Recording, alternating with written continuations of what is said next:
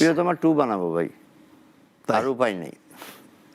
আরে ভাই রে ভাই, এবার বিশাল বড় একটা চমক দিলেন চলচ্চিত্র প্রযোজক আরশাদ আদনান। গত দুটো ঈদে তিনি দুটো সিনেমা দিয়ে পুরো বাংলাদেশ ইন্ডাস্ট্রি মাথা নষ্ট করে দিয়েছেন। প্রিয়তমা এবং রাজকুমার তারই তৈরি করা সিনেমা। এক ইন্টারভিউর মাধ্যমে ইন্টারভিউয়ার এই সিনেমা নিয়ে আর একটু খতিয়ে জানতে চাইলে আরশাদ আদনান তাকে জানান, আমি অফিসিয়াল স্টেটমেন্ট দিব, 7 দিনের মধ্যে অফিসিয়াল স্টেটমেন্ট দেব। তার মানে আমরা 7 দিনের মধ্যে প্রিয়তমা ট্যুর একটা অফিসিয়াল স্টেটমেন্ট পেয়ে যাচ্ছি। শুধু এখানেই শেষ নয়, তিনি জানিয়েছেন আরও 5টা সিনেমা আসছে শাকিব খানের সঙ্গে তার। আমি তো 5টা ছবি শাকিবকে নিয়ে বানাবো। নেক্সট 5টা ছবি না, 2টা হয়েছে, আরো 3টা।